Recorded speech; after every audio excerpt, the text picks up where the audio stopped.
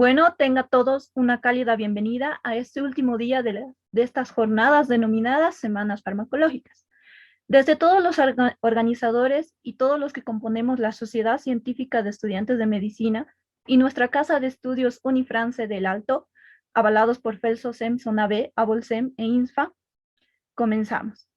Les recordamos a nuestros participantes mantener la cámara y micrófonos apagados en todo momento para tener un mejor desarrollo de la ponencia.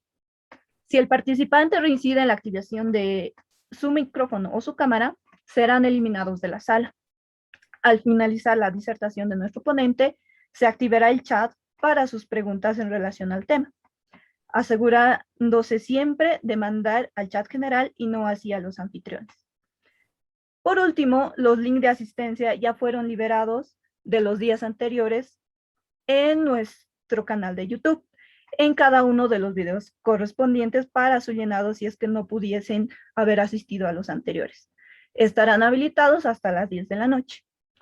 El link de esta ponencia se pasará por el chat de Zoom, pero al finalizar las preguntas estará en nuestra descripción de la página de YouTube y será igualmente el cierre a las 10 de la noche. Con todas estas recomendaciones, les traemos el tema de fármacos antihipertensivos, disertada por el doctor Olair Miranda Pérez, médico egresado de la UMSA, cuenta con un diplomado en educación superior, con certificación de BLS, Basic Life Support, y ACLS, Advanced Cardiovascular Life Support, de la American Heart Association. Formación en biología molecular, en herramientas de bioinformática y con una maestría en ciencias biológicas y biomédicas con mención en genética. Y nuestro prestigioso docente Unifrance.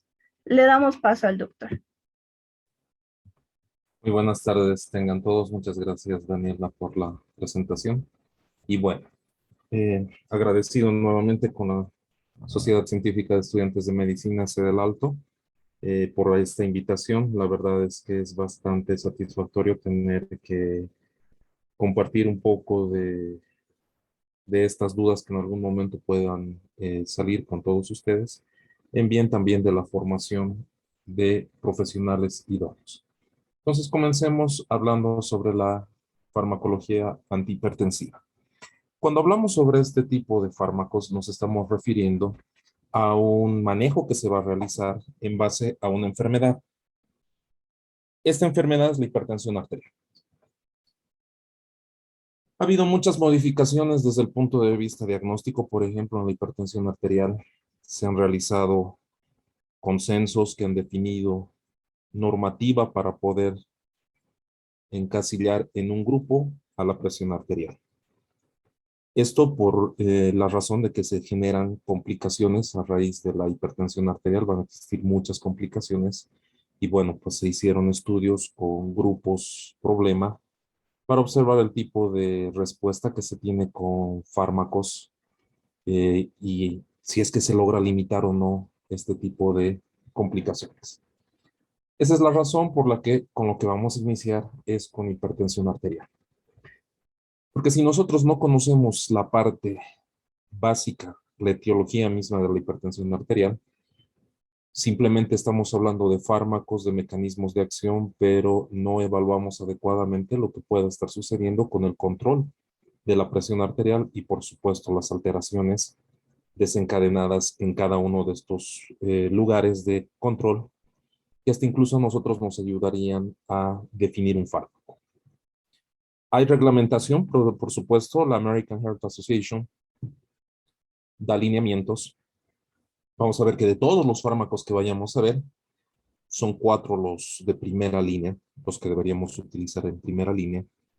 Y si es que encontramos comorbilidad, tendremos que utilizar los otros grupos.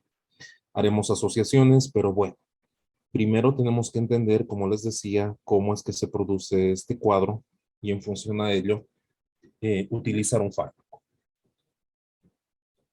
Entonces, cuando hablamos de la presión arterial, nos estamos refiriendo a una interacción que existe entre la actividad cardíaca y la resistencia vascular periférica.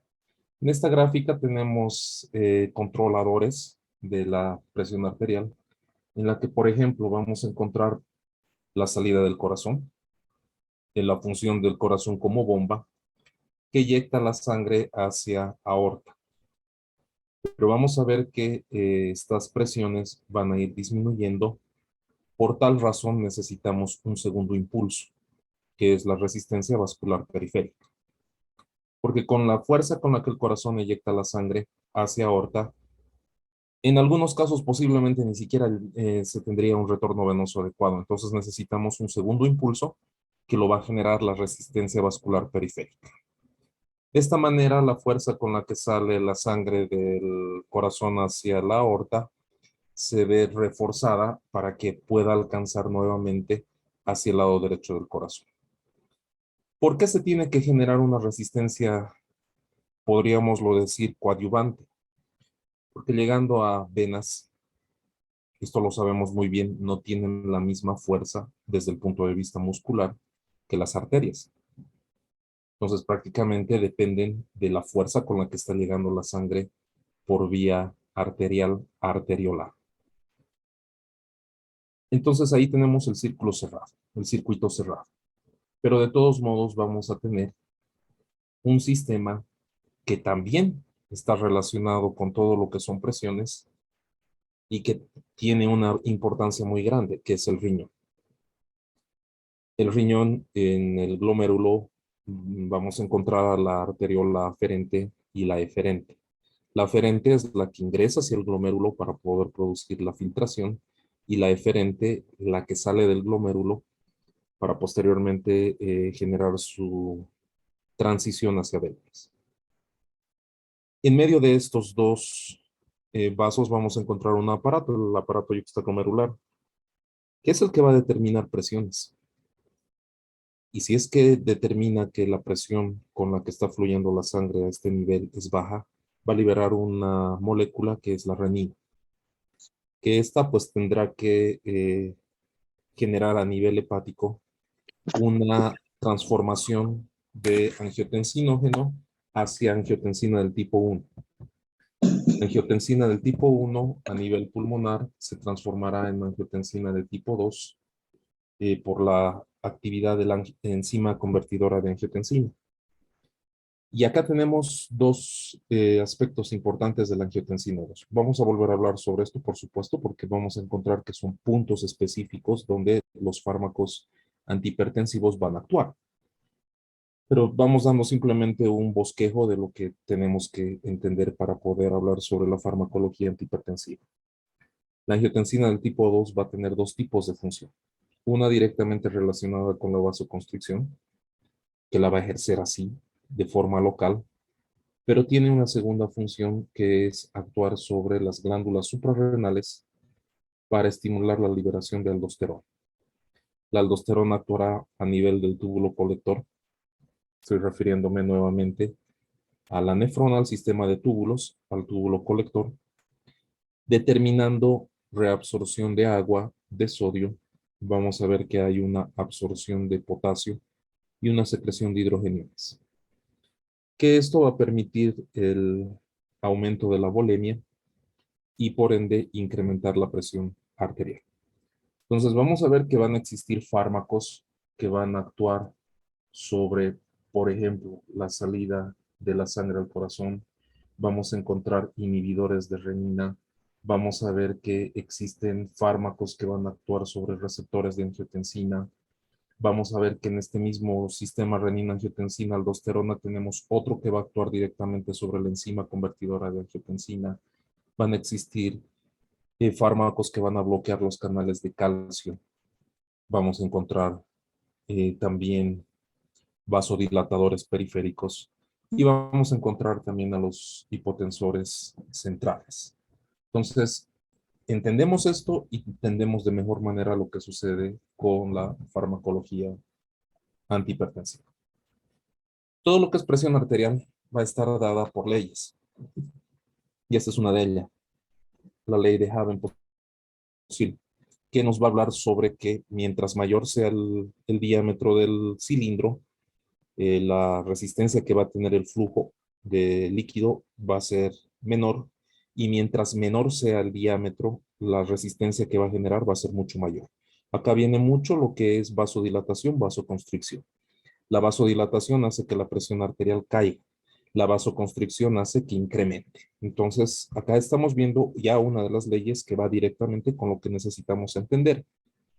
Si nos basamos en esta ley, los antihipertensivos tienen que determinar vasodilatación. Y es con lo que se trabaja. Tenemos la ley de Laplace, que se parece mucho a la de Poiseuille desde el punto de vista diámetros. Pero la situación es distinta. Lo que vamos a ver es que la fuerza que va a ejercer por la parte interna el líquido en referencia a la pared. Cuando hablábamos de la ley de Poiseuille, nos referíamos a que el diámetro del cilindro era el que determinaba la velocidad y la fuerza del flujo, mientras que la ley de Laplace lo que nos comenta es que el líquido que está contenido dentro de un cilindro va a ejercer fuerza contra las paredes. Y acá viene mucho otra de las bases importantes de la farmacología antihipertensiva, que es disminuir la volemia. Si tenemos mayor cantidad de líquido por dentro del cilindro, la fuerza con la que va a ejercer o la fuerza que va a ejercer contra las paredes va a ser mucho mayor. Y debemos entender que cuando se produce una estimulación de este tipo, el vaso sanguíneo reacciona generando vasoconstricción, resistencia vascular. Mientras que si la volemia es baja, la presión que vaya a ejercer contra las paredes también va a ser baja. Entonces aquí podemos ver una de las bases importantes del tratamiento antihipertensivo: disminuir volemia. Y vamos a ver que es uno de los principios en el tratamiento. Cuando se tiene que hacer tratamiento con monofármacos, vale decir con un solo fármaco, se intenta realizar esto, disminuir la volemia. Entonces irá directamente con la ley de Laplace. Ya hemos comentado en qué consiste la presión sanguínea. Vamos a ver que por un lado tenemos la fuerza del corazón. ¿Van a existir fármacos que vayan a bloquear este tipo de actividad? Por supuesto que sí. Los beta bloqueantes, por ejemplo, los antagonistas de canales de calcio van a tener una actividad importante al bloquear también la fuerza cardíaca y la velocidad. Además que pueden existir otros fármacos también que vayan a colaborar con esto sin ser antihipertensivos. Entonces tenemos uno de los componentes importantes en la presión arterial. Resistencia vascular periférica, hace un instante lo habíamos comentado, que es el segundo impulso. La vasoconstricción va a dar el segundo impulso al flujo sanguíneo para que pueda producirse el retorno venoso. Entonces, ¿va a haber fármacos que vayan a actuar sobre esta resistencia? Sí, de varias maneras, como vasodilatadores, inhibidores de canales de calcio. Vamos a encontrar también a los beta bloqueantes, a los alfa-adrenérgicos. Todos estos van a tener una actividad importante en la dilatación del vaso sanguíneo. Tendremos también que entender un poquito la ley de Frank-Starling, esto también relacionado con el corazón por volúmenes. ¿Qué es lo que nos dice la ley de Frank-Starling? Que cuando una fibra se elonga a su máxima longitud va a generar una contracción potente. Acá no la estamos viendo todavía, acá sí vamos a ver una contracción potente. Bastante gracioso por el video que estamos observando, pero es lo que sucede. Cuando una fibra elástica se extiende a su máxima longitud, en el momento que se produce la contracción, va a ser una contracción máxima también. Entonces, eso irá en relación a la expansión de las fibras cardíacas y, por supuesto, también de los vasos sanguíneos, generando una mayor contracción. Debemos hablar de lo que es la precarga, la poscarga, porque son fuerzas, volúmenes importantísimos en todo lo que corresponde a la presión arterial. La precarga es el volumen al final de la diástole de llenado ventricular. Vale decir que es el volumen máximo en el ventrículo antes de producirse la contracción. Mientras que la poscarga es la tensión que va a desencadenar la pared ventricular en el momento que se contrae. Podríamos decir que la precarga es el volumen final del ventrículo, después de la diástole, por supuesto. Y la poscarga es la fuerza con la que el corazón va a tener que contraerse. Acá estamos viendo un poco de ello. nos damos cuenta que el volumen, aquí estamos viendo la cámara, podemos observar claramente en esta gráfica que la cámara está llena, mientras que en la otra gráfica estamos viendo a la musculatura contraerse. Entonces el volumen de llenado será la precarga y la fuerza con la que se va a contraer el corazón será poscarga. ¿Tendrán relación con la presión arterial? Por supuesto que sí. Enseguida vamos a hablar sobre los dos tipos de presión, la presión sistólica y la diastólica, pero ya vamos adelantándonos un poco a ello.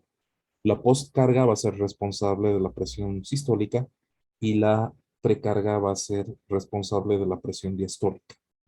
¿Por qué? Porque en una de ellas estamos generando contracción del corazón y fuerza de eyección hacia aorta.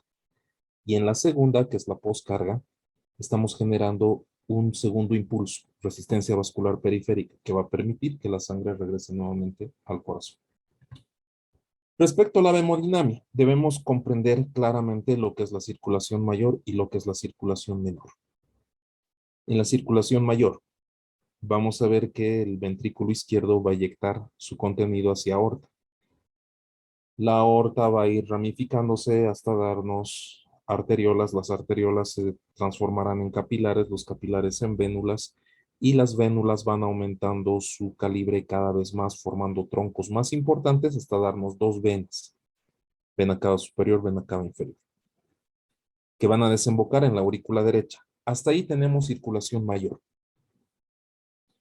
Pero vamos a ver que además tenemos una circulación menor, en la que va a partir del ventrículo derecho a manera de arteria pulmonar para alcanzar los pulmones, generar la hematosis y regresar hacia el corazón como venas pulmonares. Este es el único segmento que, digamos, desde el punto de vista contenido sanguíneo, es un tanto contradictorio a lo que podemos encontrar en la circulación mayor, porque en la circulación mayor sabemos muy bien que en las arterias tenemos sangre oxigenada y en las venas sangre no oxigenada, pero en esta circulación menor parecería invertirse esto, porque por arterias vamos a encontrar sangre no oxigenada y por venas vamos a ver sangre oxigenada.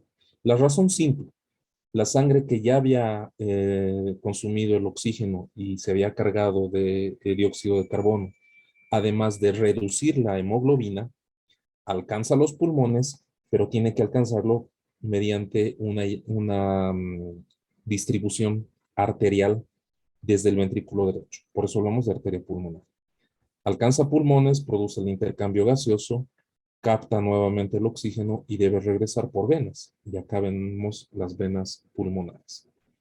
¿Tendrá importancia esto en todo lo que es la hipertensión arterial? Por supuesto que sí, porque esto incluso puede generar una sobrecarga en pulmones, en la que uno de los diuréticos, que vamos a ver que es un inhibidor de la anhidrasa carbónica, va a ayudar a superar el cuadro de edema pulmonar agudo, por ejemplo. Esto especialmente cuando hablamos de el mal de altura. En el mal de altura vamos a encontrar un fármaco que se lo utiliza bastante, que es un inhibidor de enzima convertidora de angiotensina.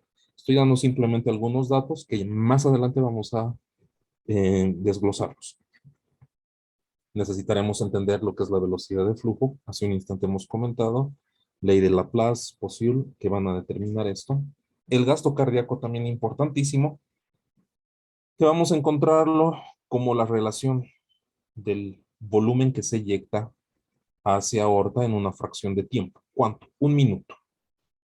Entonces vamos a ver que este volumen también va a tener una relación importantísima con la presión arterial. Hace un instante comentábamos en la ley de Laplace que mientras más volemia tengamos, va a generar mayor resistencia.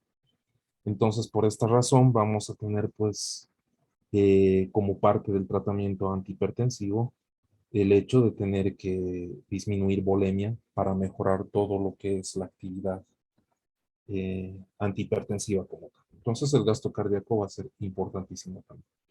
Resistencia vascular periférica, ni qué decir. Ya habíamos comentado hace un instante algo. Habíamos hecho un adelanto comentando que la resistencia vascular periférica va a dar el segundo impulso. Entonces vamos a ver que pueden existir variaciones en esta resistencia que vayan a generar un incremento de la presión arterial. Aquí estamos viendo dos sistemas, uno en serie y el otro en paralelo. Y vamos a ver que el superior, lo estamos viendo en serie, va a tener prácticamente un flujo más constante, mientras que el en paralelo va a determinar modificaciones de la velocidad del flujo, porque observen que tenemos diámetros más bajos, podríamos decir, que el tronco principal. Entonces vamos a ver que en paralelo va a ser uno de los importantísimos en todo lo que corresponde a resistencia. Y acá viene mucho lo que es la actividad de las arteriolas capilares, porque es así como se va a producir la transición hacia el sistema venoso. Entonces tenemos una disminución de diámetros que van a generar modificaciones en la presión arterial para posteriormente darnos paso al sistema venoso. La distensibilidad de vasos va a ser otro factor importantísimo, porque vamos a ver que incluso esto se asocia mucho con el avance de la edad, porque vamos a ver que pacientes adultos mayores van a tener una distensibilidad de vasos más baja que, por ejemplo, una persona joven. Entonces, los depósitos que se producen de distintos tipos de tejido, incluso estaríamos hablando de moléculas como colesterol, va a inducir a una rigidez que va a afectar a su distensibilidad. Algo que hemos comentado, mientras nos vamos alejando del corazón, la fuerza, la presión misma va a ir cayendo. Por eso necesitábamos un segundo impulso. Aquí lo estamos observando. Fíjense que en la aorta tenemos un promedio de 100 milímetros de mercurio, pero cuando ya nos vamos hacia vena cava son apenas 4. Ha caído mucho la presión arterial. Bueno, la velocidad de sangre, mejor dicho, la velocidad con la que está fluyendo la sangre, porque esta ya no sería presión arterial, ¿verdad? Veríamos hasta las arteriolas como presión arterial que va disminuyendo abruptamente mientras vamos alejándonos, por supuesto, del corazón. Y aquí tenemos dos presiones que necesitamos entenderlas que hemos citado hace un instante. Presión sistólica y presión diastólica. A veces un tanto erróneamente se las cita como la presión mayor y la presión menor, o la más alta, la más baja. No son términos correctos. Los términos que deberíamos utilizar es presión arterial sistólica, presión arterial diastólica. Pero vamos a ver que cada una de ellas tiene una representación o representa algo. La presión arterial sistólica representa la fuerza con la que el corazón se contrae, con la fuerza con la que está eyectando la sangre hacia la aorta. Eso es lo más correcto, ¿no? Entonces, presión arterial sistólica es la fuerza con la que la sangre está siendo eyectada hacia aorta. Mientras que la presión arterial diastólica es la resistencia que va a ejercer el vaso sanguíneo contra este flujo. A veces lo que se dice muchas veces es que el vaso sanguíneo es como si fuese una estructura caprichosa, que cuando se la empuja responde generando una contracción. Es más o menos lo que va a suceder con esta presión arterial diastólica, que es la resistencia vascular periférica. Tendremos que también considerar presiones diferenciales. Esto es importante considerar cuando tenemos que hacer algunos diagnósticos, como por ejemplo la hipertensión sistólica aislada, en la que la presión diferencial que vayamos a encontrar va a superar los 30 milímetros de mercurio y mucho más. Vamos a ver que en la sistólica aislada tenemos una presión sistólica por encima de 140 milímetros de mercurio y la diastólica 90 o menos. Por eso tenemos una diferencial muy alta. Tendremos que también considerar la presión arterial media, que simplemente es la relación entre sistólica y diastólica. No estoy hablando de diferencial, porque la diferencial es cuántos milímetros de mercurio dista de la sistólica a la diastólica. Cuando estamos viendo la presión arterial media, sacamos un promedio de presión relacionada a la presión sistólica y diastólica. En el caso de la presión venosa es muy baja, ya lo hemos visto, entonces va a ayudarnos, sí, pero no va a ser pues como lo que sucede con la resistencia vascular como el segundo impulso. La presión auricular vamos a ver que va a servir bastante en lo que corresponde al llenado ventricular, pero además de ello nos va a ayudar a determinar presiones pulmonares. Hay algunos eventos que pueden inducir a un incremento de la presión pulmonar, como por ejemplo la hipoxia. Pacientes hipóxicos van a cursar con hipertensión pulmonar en el que va a generar incluso una congestión pulmonar que va a su vez provocar disnea. Entonces, es otra de las presiones que también nos interesa. ¿Cómo se regula la presión arterial? Vamos a tener distintos tipos de eventos. Para empezar, debemos entender que se van a tener receptores, que van a ser quimiorreceptores, van a ser varoreceptores, y hasta incluso vamos a tener receptores de expansión. Acá estamos viendo uno de ellos, el seno carotídeo, que va a tener una capacidad de determinar presiones. Y en función a ello va a generar señales de alerta para modificar el comportamiento de la presión sanguínea. Pero tenemos otro que es muy importante, que está a nivel renal, que también es un varoreceptor. Bueno, el sistema no es un varoreceptor. Quien va a detectar las modificaciones es un varoreceptor, que es el aparato yuxtaglomerular. Y va a disparar una señal de alarma que va a desencadenar a su vez todo lo que es el sistema renina-angiotensina-aldosterona, que es lo que estamos observando acá. La renina al liberarse va a permitir la transformación de angiotensina en angiotensina de tipo 1, la angiotensina de tipo 1 en angiotensina de tipo 2, y esta angiotensina de tipo 2, además de producir una vasoconstricción, estimula la liberación de aldosterona, que esta a su vez va a absorber sodio, potasio, va a secretar hidrogeniones y va a reabsorber además también agua. Estamos hablando de un aumento de volemia, estamos hablando de un aumento de concentraciones, la osmolaridad plasmática incrementa y eso también va a permitir una expansión de la volemia y eso va a permitir un incremento de la presión sanguínea. Van a existir otros mecanismos, la isquemia cerebral, por ejemplo. Y esto es interesante tener que considerarlo. A veces cuando tenemos trastornos hipoxémicos, es el sistema nervioso el que nos hace dar cuenta del trastorno, porque va a disparar señales de alerta, como por ejemplo cefalea. Esto en respuesta a una mala oxigenación. En el caso de una presión arterial menor a la normal, va a producir también un hipoflujo a nivel cerebral, entonces va a desencadenar una respuesta.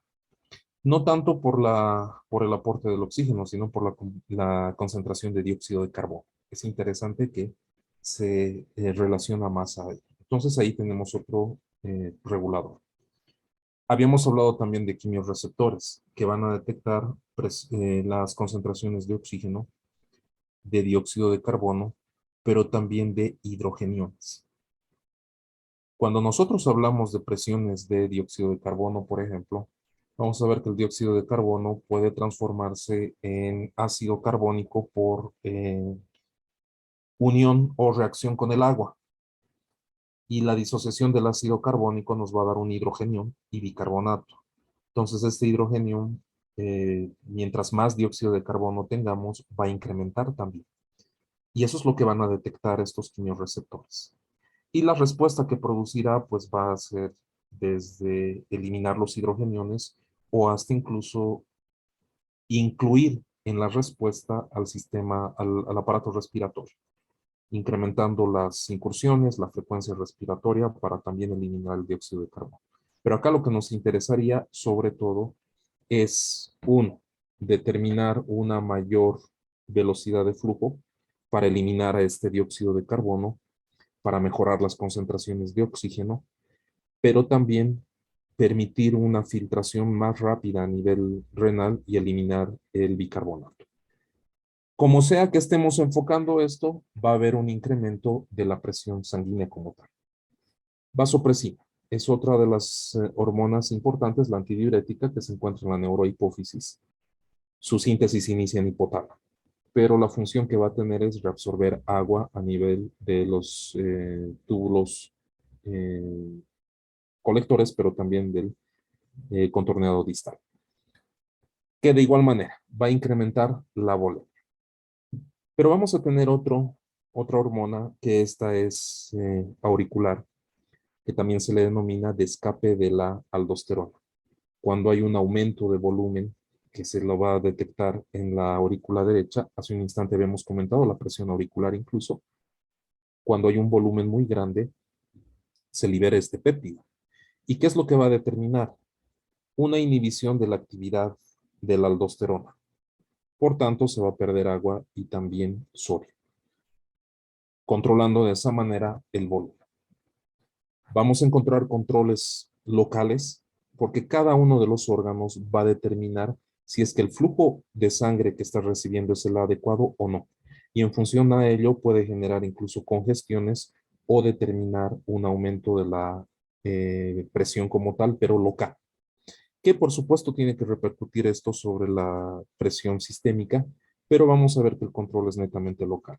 Este es uno de los factores importantes en la hipertensión asociada, por ejemplo, a una insuficiencia renal crónica, porque en este tipo de cuadros el riñón determina un flujo bajo, eso es lo que detecta que se está teniendo un flujo más bajo de lo normal y necesita mejorarlo. Y no es tanto que haya un flujo inadecuado, es que el daño que puede haberse producido en el riñón va a determinar una hipoperfusión. Y esto va a inducir a una elevación de la presión arterial para compensar el flujo que se va a tener a nivel renal. Entonces, esto va a repercutir, por supuesto, en la circulación sistémica y es la razón por la que los pacientes que son portadores de una insuficiencia renal crónica van a ser hipertensos por ese mecanismo compensatorio. Vamos a encontrar algunas otras más, como por ejemplo la inervación simpática, que acá vamos a hablar, por supuesto, de antihipertensivos centrales. Vamos a ver que también vamos a tener antihipertensivos que van a afectar en la secreción de la adrenalina, noradrenalina y va a ser el mecanismo que van a utilizar para evitar una mayor estimulación en la contracción. Existen otras hormonas que estas van a ser vasodilatadoras, que también debemos entenderlas y debemos comprender el equilibrio que se tiene. Por un lado tenemos vasoconstrictores, por el otro lado tenemos vasodilatadores. Y a veces, cuando nosotros estamos frente a un paciente hipertenso, no consideramos que existen moléculas que son vasodilatadoras que podrían ayudarnos en el control y las bloqueamos, como por ejemplo las prostaglandinas. En el caso del paciente que esté cursando con inflamación, debemos considerar esto, porque en la inflamación va a existir una vasodilatación. Si el paciente es hipertenso y nosotros atacamos con inhibidores de prostaglandinas, por ejemplo, lo que estaríamos haciendo es privar al paciente de estas hormonas que pueden ser compensadoras por vasodilatación. Ahora, eso no significa que el paciente hipertenso no pueda recibir un tratamiento antiinflamatorio y que se tenga que esperar que el proceso se lo supere espontáneamente. No, me refiero a tratamientos crónicos o a tratamientos muy agresivos con antiinflamatorios que pueden también afectar a todo lo que es el control de vasodilatación. Y hablemos ahora de la hipertensión arterial. Vamos a ver que esta hipertensión arterial está relacionada con modificaciones de los valores de presión arterial sistólica y también de la diastólica. Vamos a tener varias teorías relacionadas con este cuadro que van a ir desde una hiperactividad del simpático, que hemos citado hace un instante, trastornos en la curva de presión diuresis, vale decir que haya una acumulación, una retención de líquido, y por esa vía aumente la volemia.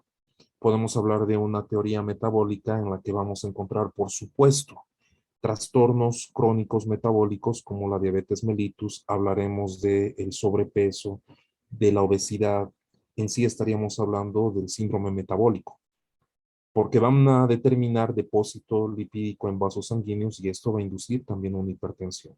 Además que la diabetes mellitus va a tener otros mecanismos que van a generar agresión en el vaso, rigidez y hasta incluso vasoconstricción. Hay una influencia importante en la disfunción endotelial. ¿A qué me refiero con esto? Lo que habíamos comentado hace un instante. Hormonas vasoconstrictoras, vasodilatadoras. en la que el endotelio puede expresar mayor cantidad de vasoconstrictoras sobre las vasodilatadoras o que haya una represión de vasodilatadoras. Además que también en la disfunción endotelial tendremos que asociar lesiones del endotelio que vayan a producir, por ejemplo, agregación, adhesión plaquetaria y disminución de la luz como tal. Y tenemos una teoría genética en la que incluso vamos a encontrar otro tipo de moléculas que aparentemente no tienen nada que ver con el vaso, pero que afectan mucho a su comportamiento, como por ejemplo genes relacionados con el metabolismo de los folatos, que el mecanismo que se ha visto involucrado es la acumulación de homocisteína. Estos genes permiten la transformación de la homocisteína a metionina, pero cuando hay mutaciones en ellos, la homocisteína no se transforma en metionina, incrementa sus concentraciones y lleva a un daño endoteliar porque la homocisteína con niveles muy altos genera daño en el endotelio, además que bloquea los mecanismos de reparación. Además, en la teoría genética tendremos que hablar sobre expresión de angiotensina de tipo 2, de renina, de endotelina, inhibición o represión de la expresión de la serotonina, del óxido nítrico, de las prostaglandinas. Estaríamos viendo afectación de estas hormonas que habíamos comentado hasta este punto, que van a producir como resultado un aumento de la presión sanguínea. Entonces, en la angiotensina ya hemos comentado qué es lo que va a suceder. Va a haber una retención de agua, sal y vasoconstricción, que va a llevar a una hipertensión arterial. Hemos comentado también sobre lo que es el síndrome metabólico, también denominado síndrome de resistencia insulínica o síndrome X. ¿Qué va a suceder en este síndrome? Vamos a ver que el sobrepeso, obesidad, lo que van a inducir es por supuesto, un aumento de peso, que ese es el primer componente, pero también va a condicionar una dislipemia, en la que va a haber elevación de LDL, disminución de HDL, incremento de las concentraciones de colesterol, de triglicéridos, que ese es el segundo componente, va a producir un cuadro de hipertensión arterial, tercer componente. Además de ello, esta, este sobrepeso, dislipemia, puede condicionar a una diabetes mellitus por bloqueo de receptores de insulina o finalmente de los canales GLUT. No necesariamente una diabetes mellitus va a estar determinada por alteraciones en la secreción de insulina. A veces consideramos que diabetes mellitus es o que el paciente no está produciendo la suficiente cantidad de insulina, que sería el tipo 2, o que ya no está produciendo insulina, que sería el tipo 1. Pero podemos encontrar pacientes que estén secretando una concentración de insulina por encima de lo normal. Y nosotros tenemos ahí un poco de problema de cómo el paciente puede ser diabético si tiene una secreción exagerada de insulina. Es que sus receptores o los canales GLUT, los transportadores GLUT, están bloqueados. Y el mecanismo para poder mejorar esto es elevación de las secreciones de insulina. ¿Qué sucede con la insulina?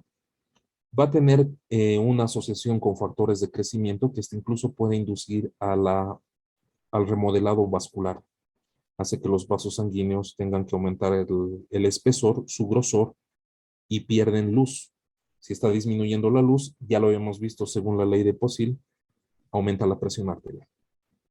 Entonces ahí tenemos otra relación también con diabetes mellitus. Y el quinto componente del síndrome metabólico es la resistencia a la insulina, que ya he comentado, esto del bloqueo de receptores, ya sea de insulina o de los transportadores de tipo GLUT.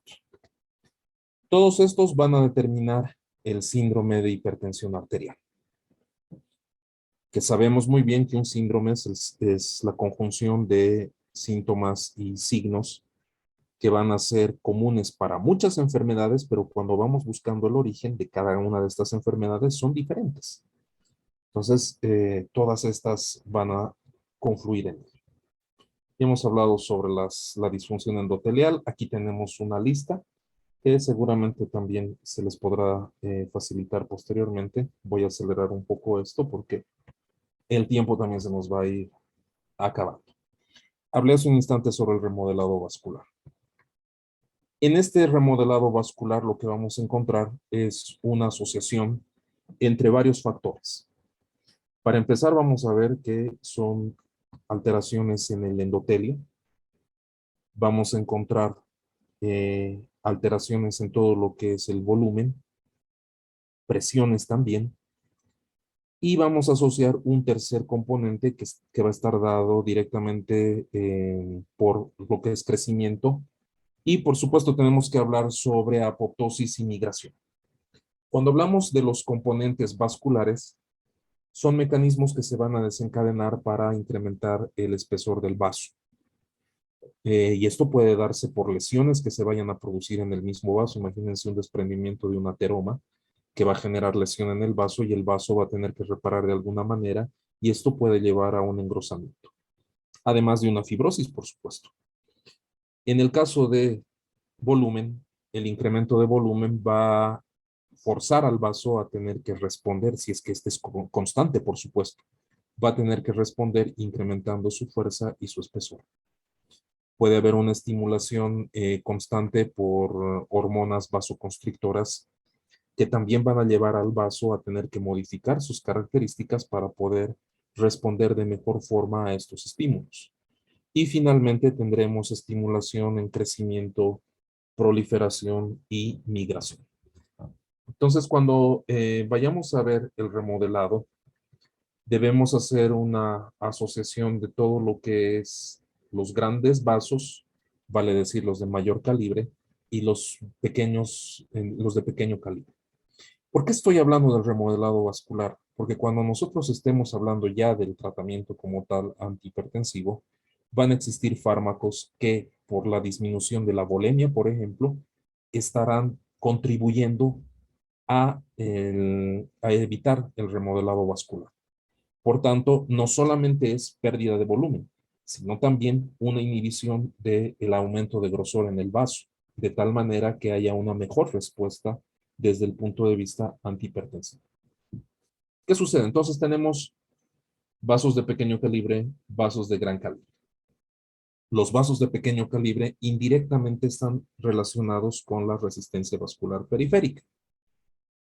Porque ya hemos visto en la primera gráfica que teníamos vasos, la aorta, que va disminuyendo su grosor por las ramificaciones, hasta darnos vasos de pequeño calibre, las arteriolas, y la transición posteriormente a capilares y posteriormente a venas. Entonces, en estos vasos de pequeño calibre es donde va a desencadenarse este fenómeno de resistencia vascular periférica. Ya habíamos comentado que la presión diastólica representa la resistencia vascular periférica. Entonces, si los vasos de pequeño calibre remodelan su pared, van a generar hipertensión diastólica. Mientras que los vasos de gran calibre, que es donde se está inyectando la sangre desde el corazón, habíamos comentado que esta fuerza con la que la sangre sale hacia aorta se denomina presión sistólica, es lo que representa. Entonces vamos a ver que en el caso del remodelado de grandes vasos, lo que va a suceder es que le va a generar un obstáculo, si lo desean así, al corazón para inyectar la sangre. Por tanto, el corazón va a tener que ejercer mayor fuerza, incrementando la presión sistólica. Y esto es importante porque cuando hablemos de hipertensión sistólica aislada, nos vamos a dar cuenta que la sistólica es la que se incrementa, no tanto la diastólica o directamente no la diastólica. Y tendremos que pensar que existe algún tipo de alteración en la salida de la sangre desde el corazón hacia la aorta, o tal vez en una región un poco más distal, pero todavía de grandes vasos, que está desencadenando esta hipertensión. En los factores de riesgo para hipertensión arterial vamos a tener dos importantes, los modificables y los no modificables. En los no modificables vamos a hablar sobre la edad, sobre el sexo y la historia familiar. En la edad vamos a encontrar a varones mayores de 55 años y mujeres mayores de 65 años. Vale decir que hay mayor tendencia en el sexo masculino a la hipertensión arterial que en las mujeres. E indirectamente ya hemos dado el segundo factor de riesgo no modificable, el sexo. Vamos a ver que las hormonas sexuales van a ser importantísimas en la determinación de esto, porque vamos a ver que las hormonas sexuales femeninas van a dar una característica de relajación de vasos. Y no solamente de vasos, sino de la musculatura lisa en general, porque de por medio debemos entender que en la fisiología femenina incluye también la gestación, en la que deben existir hormonas que vayan a inducir una relajación del vaso sanguíneo, o perdón, de la musculatura lisa, que va a incluir en este caso el vaso sanguíneo. En el caso del varón no sucede eso, porque para empezar nosotros no vamos a cursar con gestación. Además que la característica de la testosterona, por ejemplo, es que va a ser más estimulante, por eso hay una actividad de vasoconstricción más intensa y por el movimiento también que existe de biomoléculas. Respecto a la historia familiar, esto parecería un poco contradictorio porque encontramos varones menores de 55 años, mujeres menores de 65 años. Pero lo que sucede acá es que debemos analizar un varón de 65 años. ¿Nosotros esperamos que sea hipertenso? Por supuesto que sí, porque ya habíamos comentado que por encima de los 55 años es esperable, pero que un varón a los 20 años tenga una hipertensión arterial, esto ya no es esperable. Y esto ya nada tiene que ver con la edad. Acá tiene que existir otro tipo de factor que puede ser fácilmente genético. A eso vamos con estos datos que parecerían ser contradictorios a los primeros que hemos citado. En el caso de las mujeres menores a 65 años, historia familiar, nuevamente, no me estoy refiriendo al paciente como tal, me estoy refiriendo a los antecedentes familiares. Que en la familia algún paciente haya tenido algún componente de la familia que a los 30 años le han diagnosticado hipertensión arterial, esto ya no es normal. Esperaríamos por encima de los 65 años en las mujeres que sean hipertensas, pero no a los 30 años. Entonces, esto también nos ayuda a realizar el diagnóstico de que pueda tener un componente familiar. Ahora, esto de lo del componente familiar, tenemos que saber también identificar factores, porque puede ser fácilmente costumbres y hábitos, que ya desde cuna, si lo quieren así, haya una alimentación desordenada, que pueda existir malos hábitos en lo que corresponde a actividad física, por ejemplo, que no estén acostumbrados a realizar ningún tipo de actividad física y que la alimentación sea extremadamente desordenada. Pero de todos modos, siempre va a haber lo que en algún momento podríamos decir la oveja negra, que pese a que toda la familia consume sus alimentos en esas condiciones, existirá algunos componentes de la familia que digan eso no es nada sano y yo voy a cambiar por completo mis hábitos y mi dieta porque yo no me quiero morir tan temprano y mucho menos con complicaciones como accidentes vasculares cerebrales, infartos agudos de miocardio, nefropatías hipertensivas, nada de eso. Entonces, como les digo, puede ser por un lado la parte de costumbres, de hábitos y costumbres, pero también puede ser netamente un rasgo genético, un rasgo familiar. Dentro de los no modificables, consumo de tabaco, por supuesto que se puede evitar. Dislipemia, sí se puede superar. La obesidad también. Diabetes mellitus, esta nunca se cura, pero sí se puede controlar. Entonces, estos van a ser factores modificables que vayan a mejorar la respuesta del paciente hipertenso. En la hipertensión secundaria tendremos que ver trastornos ya vasculares como los isquémicos. Puede existir una isquemia renal. Podemos encontrar enfermedades del parénquima renal como las glomerulonefritis.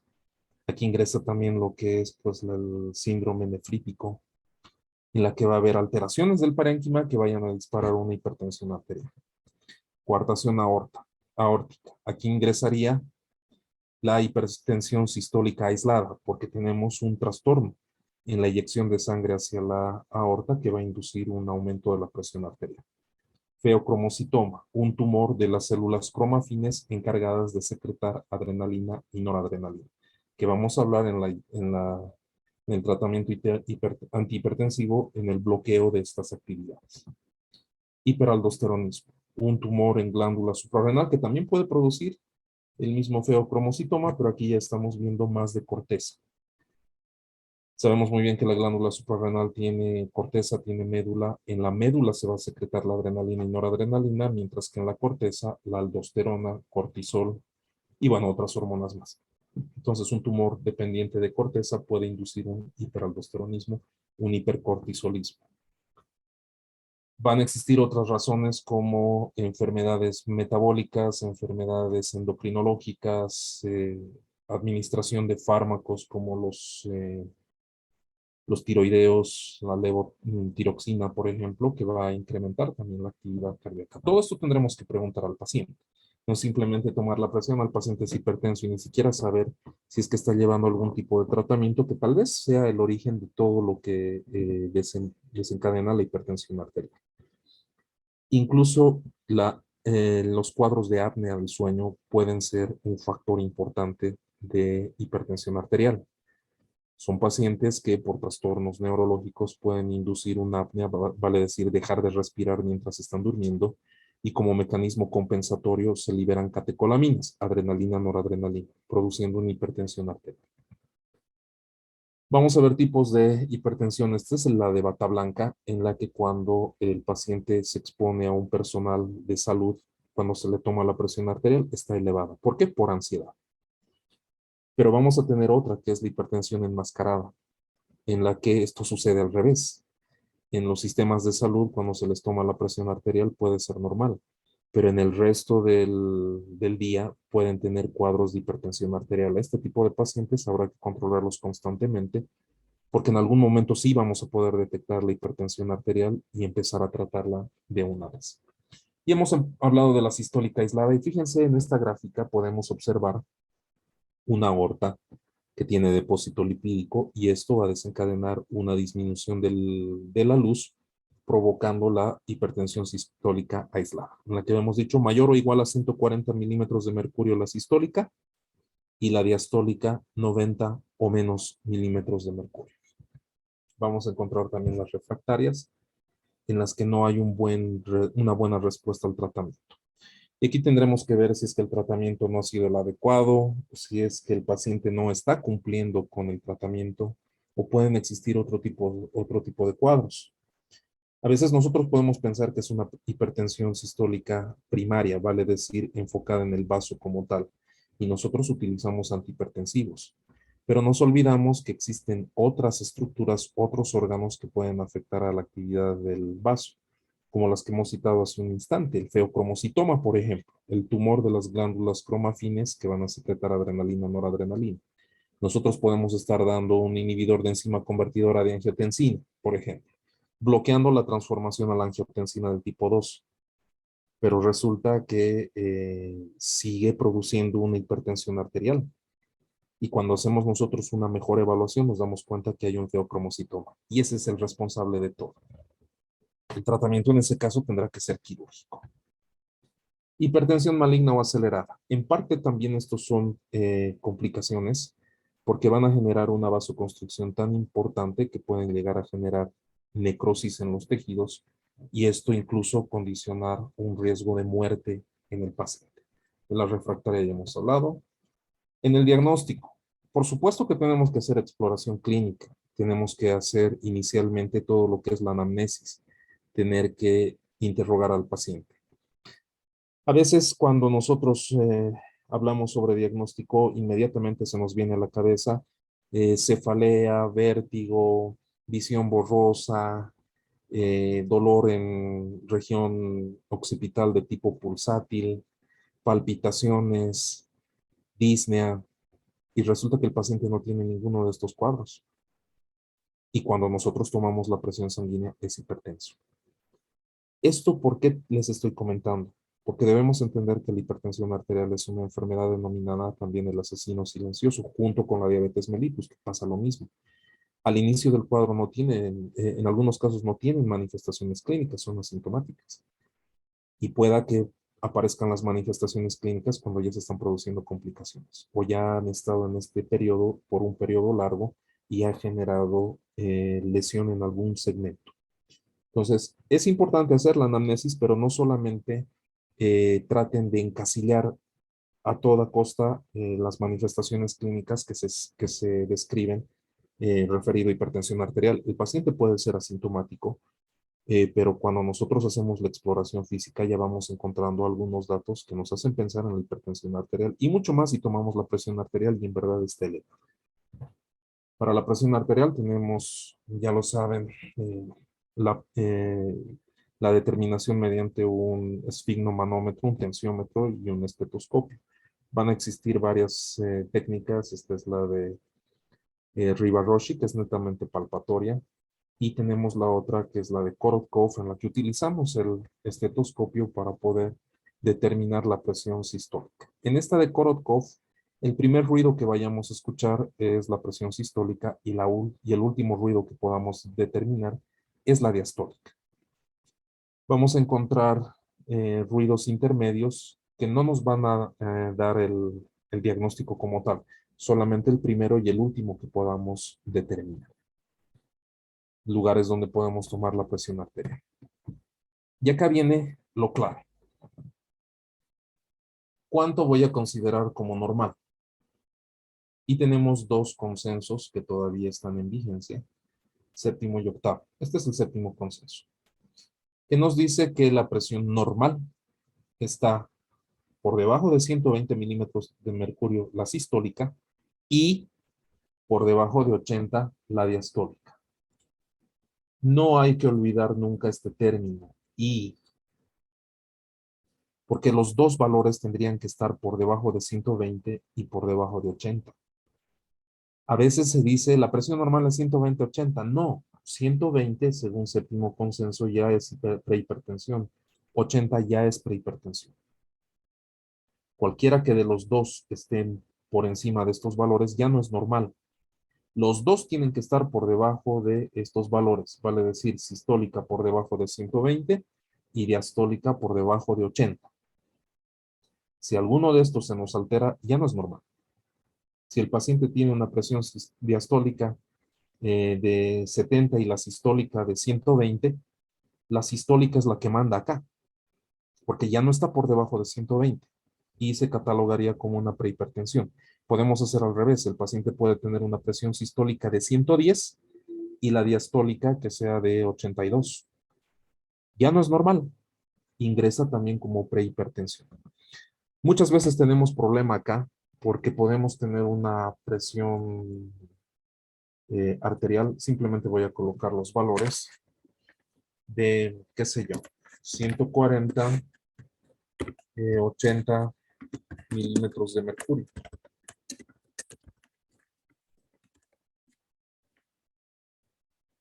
¿A qué pertenece? Entonces aquí lo que tengo que primero ver es cuál va con cuál. Y vemos que 140 va a un nivel 2 y 80 va a una prehipertensión, perdón, a un nivel 1, 140. Y el valor de la diastólica va a prehipertensión. Entonces aquí hago y debo realizar este análisis.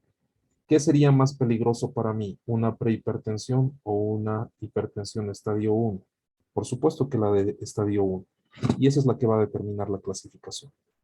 Y lo mismo podríamos hacer con, no lo sé, una presión arterial que esté 150 y 110 milímetros de mercurio.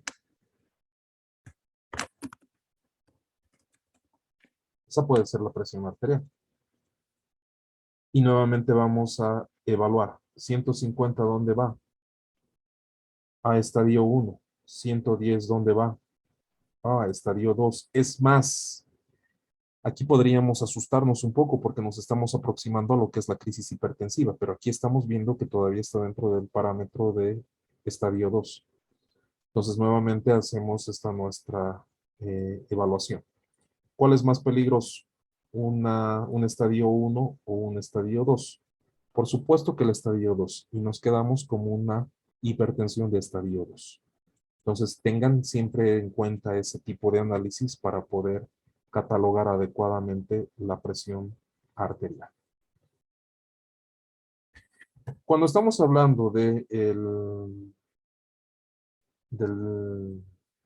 octavo consenso, vamos a ver que se nos complica un tanto.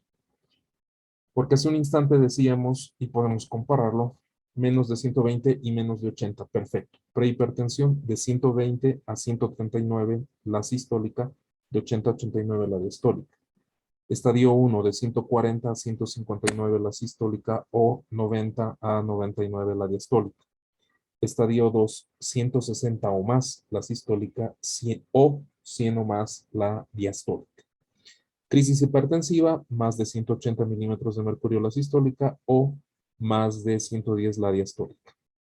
Pero cuando observamos el octavo consenso, vamos a ver que lo normal se mantiene tal cual. Acá no hay diferencia. En ambos casos es menos de 120 y menos de 80.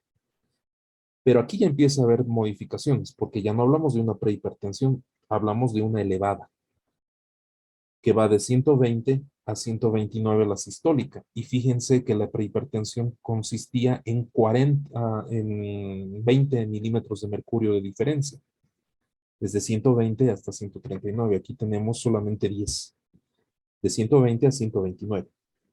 Pero además de ello, nuevamente nos vuelven a marcar esto, que es clave, y menos de 80 la diastólica. Vale decir que si tenemos un paciente con una diastólica de 80, no podemos considerarlo ni como normal ni como elevado. Va a ir directamente a estadio 1. Así la presión sistólica puede ser 110. Si el paciente tiene 110/80 según el octavo consenso, ya es una hipertensión arterial nivel 1. Cosa que todavía no lo teníamos en el en el séptimo consenso. Entonces, este es mucho más estricta, podríamos decir, con la clasificación de la hipertensión arterial. Vamos a hablar de una hipertensión de estadio 2 o nivel 2, que va a tener de 140 o más y de 90 o más. Entonces, ahí tenemos ya variaciones. Y en la crisis hipertensiva, 180 la sistólica o más, perdón, más de 180 la sistólica y más de 120 la diastólica. Bueno, aquí vamos a hablar un tanto de la crisis hipertensiva, en la que tendremos que hacer una diferencia entre lo que es la emergencia hipertensiva y la urgencia hipertensiva. La emergencia ya va a tener datos de lesión orgánica y se necesita un tratamiento lo antes posible y con internación, por supuesto. Mientras que la urgencia hipertensiva, si bien es muy peligrosa, pero no hay una asociación con daño de órganos viales. Pero eso no significa que el paciente tenga que irse a un tratamiento ambulatorio. Necesitamos también internarlo, pero tenemos más tiempo para poder solucionar el cuadro que en la emergencia hipertensiva. En la emergencia hipertensiva se tiene que actuar de inmediato y lograr un descenso de estos valores también lo antes posible. Mientras que en la urgencia hipertensiva vamos a tener todavía un periodo entre 24, máximo 48 horas para poder solucionar. Mientras que las falsas urgencias hipertensivas pueden estar en relación con eventos de ansiedad emocionales que vayan a producir el incremento de la presión arterial, pero que no cobran importancia, porque después de un periodo de reposo simplemente los valores de presión arterial caen. Tendremos que hacer algunos otros estudios que son más de función renal, por ejemplo, evaluar cómo va la actividad renal, porque puede también afectarse, puede ser también el origen de todo, lo mismo que habíamos comentado hace un instante con toda la parte secundaria. Es necesario también hacer un fondo de ojo porque podemos encontrar alteraciones como las que estamos viendo acá. La A es un estadio 1 en la retinopatía hipertensiva y la D es un grado 4 en el que vamos a tener ya incluso un edema de papila con lesiones en retina. Puede haber incluso desprendimiento de retina, entonces es importante evaluar también el fondo de ojo. Y finalmente ingresemos a la farmacología hipertensiva, antihipertensiva, perdón. Acá estamos viendo lugares o puntos de control. Vamos a encontrar un punto superior, vamos a encontrar un punto ganglionar, terminaciones nerviosas, receptores beta, vamos a encontrar también receptores de angiotensina, receptores alfa, actividad de contracción del músculo vascular, renina, el sistema renina-angiotensina-aldosterona y el mecanismo de reabsorción de agua hidroelectrolitos en riñón. Vamos a ver que este cuadro nos va a ayudar bastante porque son segmentos donde van a actuar los fármacos antihipertensivos.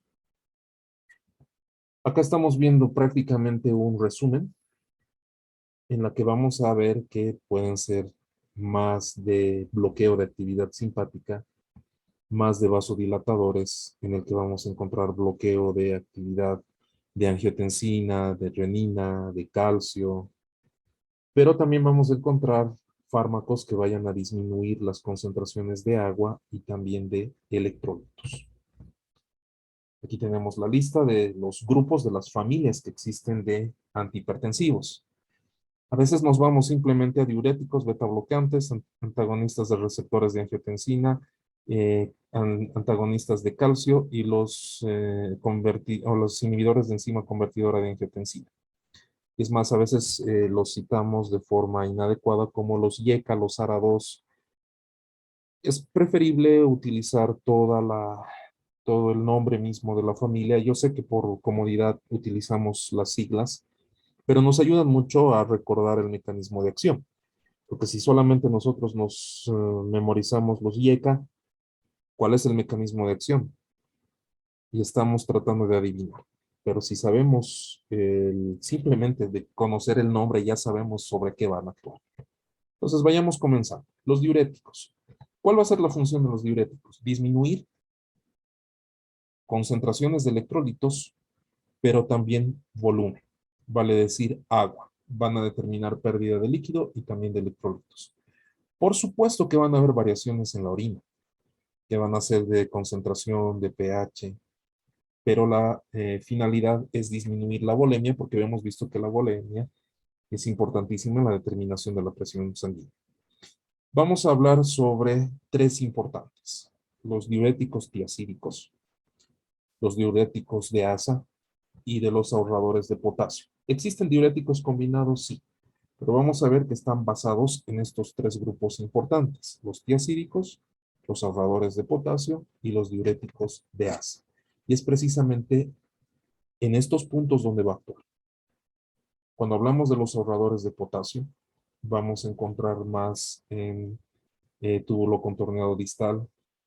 Los tiacídicos vamos a ver que es en la porción gruesa del asa de Henle. Los diuréticos de asa están en el asa como tal. Y vamos a ver que también existen osmóticos que se van a dar más en todo lo que es el túbulo contorneado proximal. Vamos a encontrar acá una relación entre la vida media. Y hay algo que debemos entender bastante. Cuando nosotros decidimos utilizar un fármaco, necesitamos entenderlo al paciente como un todo. Porque el paciente puede tener algún tipo de cuadro crónico que vaya a interferir con la actividad del fármaco. Y uno de los datos más importantes que necesitamos evaluar es precisamente la actividad renal. Si ustedes observan la vida media de estos fármacos comparados con lo sano, todo el tiempo vamos a ver incremento. Porque son riñones que no van a tener la capacidad de eliminar adecuadamente estos fármacos. Sabemos muy bien que los fármacos tienen que transformarse y después eliminarse. Y una de las principales vías de eliminación es la renal. Entonces vamos a ver que cuando se produce una enfermedad renal crónica, va a haber una interferencia en la eliminación. Y esto puede inducir toxicidad en el paciente. Entonces, por eso en el paciente que sea portador de una enfermedad renal crónica, lo que debemos hacer nosotros es corregir las dosis de tal manera que evitemos la toxicidad. Y eso háganlo en todos los fármacos. Es un hecho que hay algunos que van a requerir menos corrección de dosis que otras, pero de todos modos debemos pensar en todos los fármacos que necesitamos realizar correcciones. Cada uno de los fármacos, si ustedes revisan en posología dosificación, también tienen una tasa de corrección con la que podemos trabajar y generar una dosis adecuada para el paciente. Hablemos primero de los tiacídicos. Vamos a ver que a estos se los considera uno de los diuréticos más débiles. Se los relaciona bastante con la disminución de volumen. Y esto, por supuesto, que va a inducir a la disminución del gasto cardíaco y de la resistencia vascular periférica. ¿Qué es lo que va a producir? Y aquí es lo que estamos viendo. Va a haber una interferencia en la reabsorción de sodio, de potasio, de cloro. ¿Y qué es lo que va a inducir? Eliminación de sodio. Pero vamos a ver que también va a determinar eliminación de cloro y captación de potasio.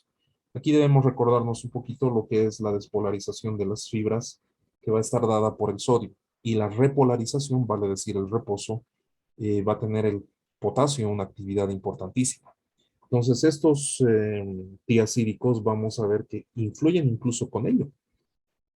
Si bien el resultado final es la disminución de la volemia y la pérdida de sodio, vamos a ver que indirectamente lo que se está haciendo es frenar la estimulación.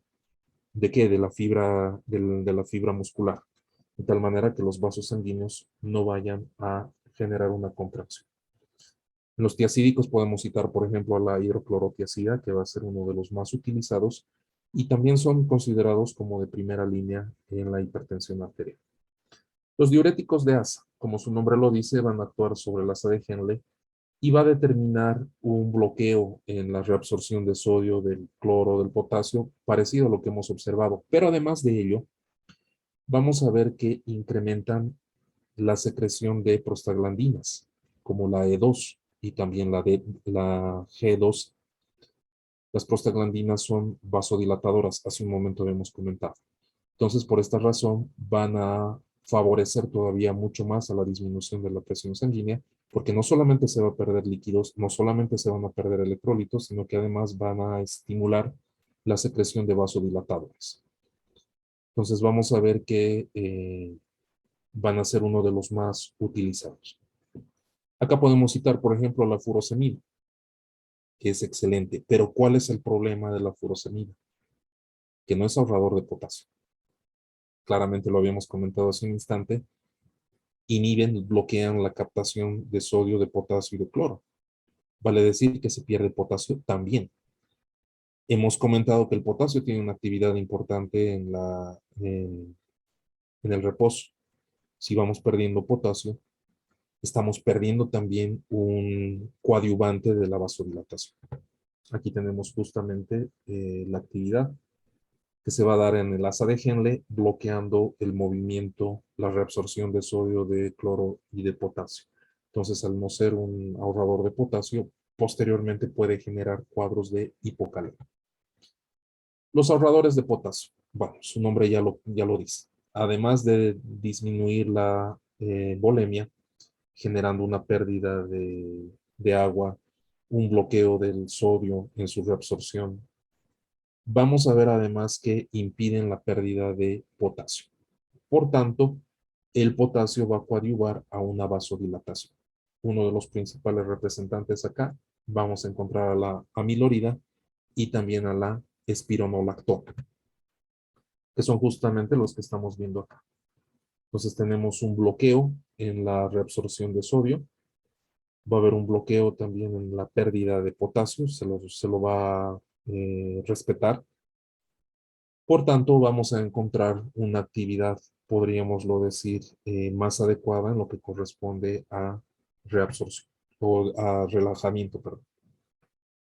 Vamos a encontrar en este grupo de fármacos, en los diuréticos, también contraindicaciones, ¿no?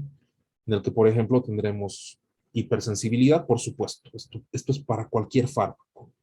Que haya hipersensibilidad no es adecuado utilizar el fármaco, se lo tiene que sustituir por otro. Pero vamos a ver que en los diuréticos de asa vamos a encontrar como contraindicaciones depresión de volumen, una deshidratación, por ejemplo, alcalosis metabólica, una insuficiencia renal, hipomagnesemia, que también puede estar en relación con una insuficiencia renal, ototoxicidad e hipopotasemia. ¿Por qué? Porque los diuréticos de asa pierden potasio, pueden empeorar el cuadro. En los tiacídicos, la hiponatremia, porque va a inducir pérdida de sodio, alcalosis metabólica, nuevamente estamos yendo con la parte de insuficiencia renal, hiperglucemia, porque vamos a ver que esto puede inducir un aumento de la osmolaridad y generar un efecto contradictorio o contrario a la de la actividad tiacídica, y la hipermagnesemia también por insuficiencia. En los ahorradores de potasio, hiperpotasemia, por supuesto, como no van a generar una pérdida de potasio, pueden inducir este tipo de trastorno hidroelectrolítico. Acá llamamos al otro extremo, acidosis metabólica, que de todos modos puede estar producida también por una alteración renal, una falla renal, o finalmente una enfermedad metabólica como la diabetes mellitus, que puede inducir a una acidosis metabólica con anion gap elevado, por ejemplo, por producción de ácido láctico.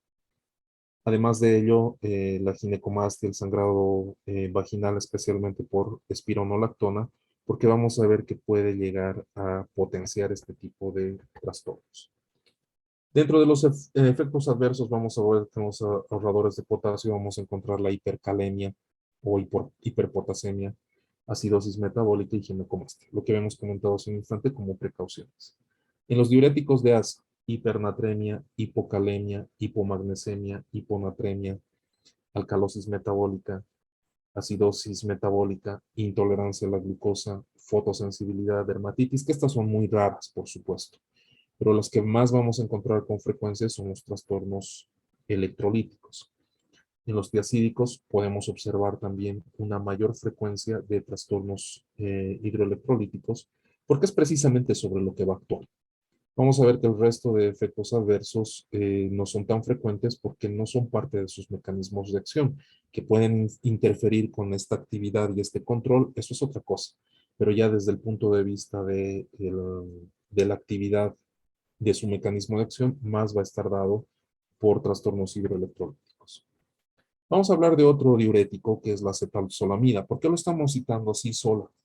Porque vamos a ver que en cuadros hipertensivos es muy útil, pero también va a ser muy útil en la enfermedad, el edema agudo de pulmón de la altura, el mal de la montaña.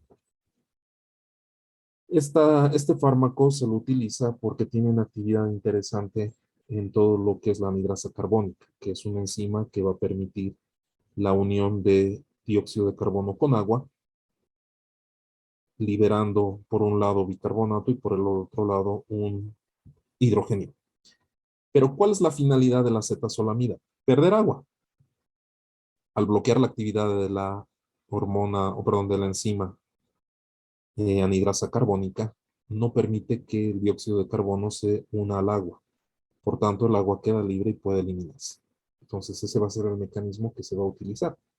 Y es muy bueno, como les digo, para el tratamiento del mal de altura, incluso cuando se tiene que ascender a la altura, cuando se hace un tratamiento profiláctico, tiene muy buenos resultados.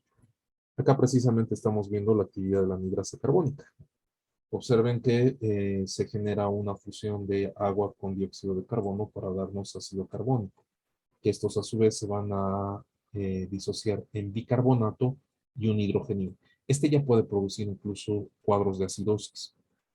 Va a existir un mecanismo denominado el efecto Bohr que secuestra al hidrógeno y evita que se genere una acidosis. De todos modos, a nivel renal, este hidrógeno puede ser captado por fosfatos y eliminarse como tal en la orina. Pero cuando estamos viendo la actividad de la acetazolamida, va a haber un bloqueo de la anhidrasa carbónica. Por tanto, ya no hay esta actividad, no hay fusión de bicarbonato, o perdón, de dióxido de carbono con agua, y el agua se puede eliminar directamente por riñón, de tal manera que haya un descenso de la boleta. Entonces, es importante por eso considerar también a la acetazolamida como tratamiento del edema agudo del pulmón. Pasemos ahora a otros fármacos. Aquí ya estamos viendo niveles más superiores, ya no estamos viendo el riñón, estamos hablando de bloqueadores beta. Cuando estamos hablando de este tipo de receptores, nos estamos refiriendo a receptores específicos para la adrenalina y la noradrenalina, que sabemos que son vasoconstrictores, además que aumentan la fuerza del corazón. Por tanto, lo que va a producir es una bradicardia y una actividad de hipotensión. Acá estamos viendo el simpático que tiene receptores. Van a tener los receptores alfa, los receptores beta y los receptores dopa. Por lo pronto nos vamos a enfocar a los receptores beta, que van a ser los que van a trabajar más con adrenalina, noradrenalina. Los receptores alfa también son importantes, vamos a citarlos más adelante como también bloqueadores. Y en los receptores dopa vamos a ver que aquí hablaríamos de la dopamina, por ejemplo, que tiene una actividad más vasoconstrictora, pero esto dependerá de la dosis, porque existen tres tipos de dosis. Tenemos una dosis dopa, una beta y una alfa. Y vamos a ver que dos de ellas van a ser vasoconstrictoras, van a incrementar la presión arterial y solamente una se la puede utilizar como vasodilatador. La dopamina no se la utiliza por si acaso en manejo ambulatorio ni tampoco en sala común. La dopamina es un manejo más de cuidados intensivos. Por eso que mucho, digamos, no van a escuchar sobre el manejo de dopamina, a no ser que estén en un ambiente ya de cuidados intensivos, que estén desempeñando su actividad en cuidados intensivos. Entonces, como decía hace un instante, alfa y beta son los que van a ser más utilizados por la adrenalina y noradrenalina. Pero aquí hay algo interesante, porque vamos a ver que en la actividad de estos beta bloqueantes vamos a tener algunos que van a actuar más sobre A1, alfa 1, perdón, alfa 2, o pueden actuar sobre los dos. Vamos a ver que también en beta va a existir lo mismo. Y fíjense que acá estamos viendo la actividad importante sobre contracción muscular. En A2, pero tenemos una capacidad de inhibición de liberación de transmisores. Vale decir que va a tener de por medio un mecanismo que va a tratar de equilibrar y de contrarrestar a la contracción del músculo. ¿Cuáles van a ser estos representantes? Tenemos varios. Seguramente algunos ya los han escuchado, otros tal vez no. Pero tenemos el acebutolol, atenolol, ese debe ser uno de los más conocidos. Vamos a ver que el pindolol es muy importante por el tipo de actividad que se tiene. El propanolol, por supuesto, que es también otro que se utiliza bastante. Entonces vayamos directamente a subclasificación de estos bloqueadores de tipo beta. Vamos a tener los selectivos beta, también denominados no específicos, en las que vamos a encontrar al propanolol y al pindolol, que actúan tanto sobre receptores beta 1 como beta 2. Es un poco peligroso esto de lo del beta 2, especialmente si es que ustedes tienen pacientes con asma, por ejemplo. ¿Por qué? Porque vamos a ver que estos receptores beta 2 determinan broncodilatación. Y si ustedes utilizan, por ejemplo, el propanolol, lo que van a hacer es bloquear la broncodilatación y empeorar el cuadro del paciente asmático, porque ya de entrada el paciente asmático tiene una enfermedad inflamatoria que va a generar hipersecreción, inflamación, edema, pero además se asocia una respuesta de broncoconstricción. Si ustedes bloquean al broncodilatador, lo que vamos a determinar es una complicación mucho más severa. El propanolol además también puede afectar de otra manera a la presión arterial, generando un bloqueo de la triiodotironina.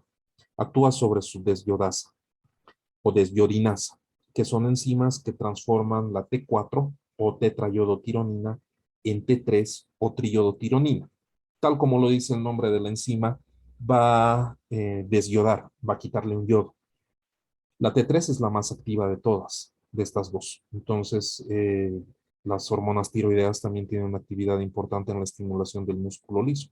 Entonces, al bloquear esta síntesis, hay una disminución de la presión sanguínea también. Vamos a encontrar otros bloqueadores que son cardioselectivos, beta 1, en el que vamos a encontrar el atenolol y el metoprolol. van a actuar más sobre beta 1, vale decir que estos receptores beta 2 que estaban más relacionados con la broncodilatación van a ser respetados. Y vamos a encontrar además un tercer cardioselectivo, el nebivolol, que va a estimular la producción de óxido nítrico, que hace un instante ya lo habíamos citado como vasodilatador. Entonces, vamos a ver que es importante considerar esto, porque a veces no tomamos en cuenta que el paciente puede ser asmático y definimos nosotros un tratamiento que puede generar una complicación muchísimo más severa. Estamos viendo precisamente a los receptores de tipo beta que van a actuar con la adrenalina, noradrenalina y van a estimular mayor contracción. Al bloquear estos receptores, lo que determinamos es una menor actividad, de tal manera que el músculo liso tienda a relajarse. Además de ello, vamos a encontrar a los beta bloqueantes de actividad simpático-mimética, que vamos a ver que sobre todo van a producir menos bradicardia que el resto de los bloqueadores.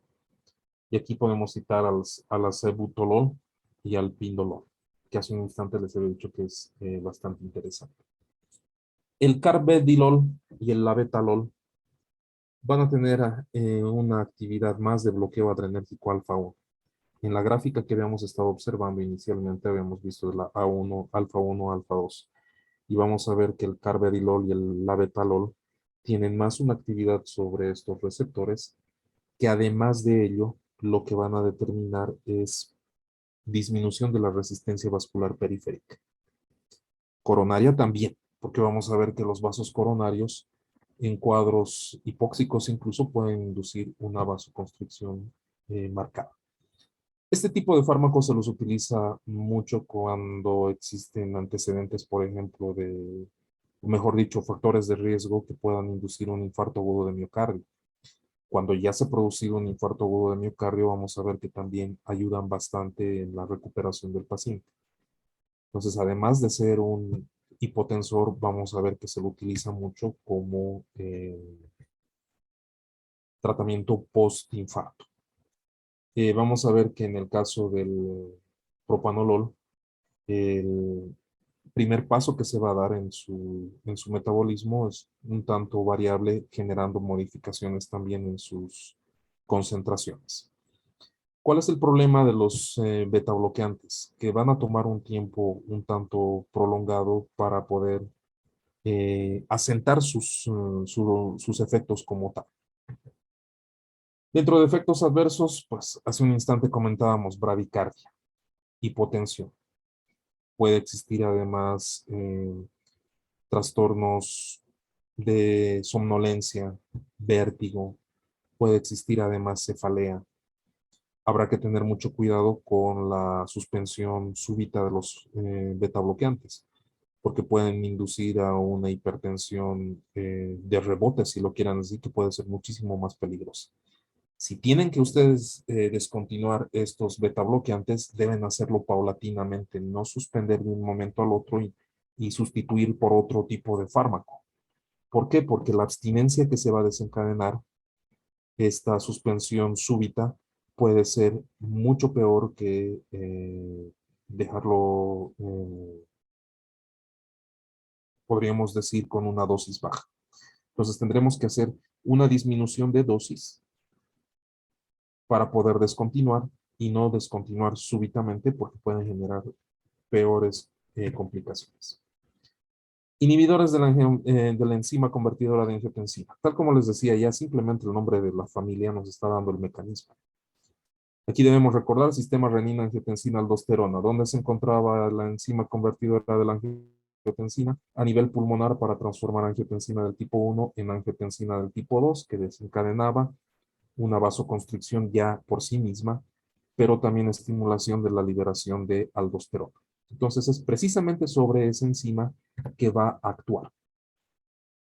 Esto de la enzima convertidora de angiotensina en este último tiempo ha cobrado una importancia muy grande porque, bueno, pues el virus que está produciendo toda la pandemia que vivimos ya desde fines del 2019 tiene un receptor que es el receptor de la enzima convertidora de angiotensina 2, la que va a ocupar.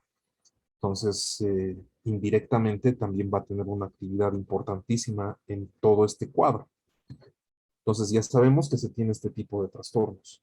Pero vamos a ver que en el tipo de angiotensinas tenemos receptores de la enzima convertidora de angiotensina de tipo 1, de tipo 2. Vamos a tener también transformación hacia angiotensina de tipo 9, 7.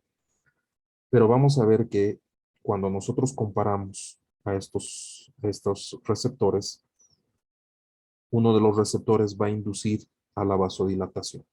Y es al que tenemos que respetar cuando se utilicen estos fármacos. Es por eso que cuando nosotros observamos a estos fármacos, que aquí tenemos la lista, en el que vamos a encontrar, por ejemplo, en Alapril, tenemos el Captopril también, que es bastante conocido, el Lisinopril. Todos ellos son inhibidores de la enzima convertidora de angiotensina, que como ya les decía, van a bloquear más que todo a la enzima de tipo 1, pero no a la de tipo 2. La de tipo 2 es importante en la eh, generación de vasodilatadores. Entonces, al respetar a esta enzima de tipo 2, lo que se induce es simplemente a la vasodilatación.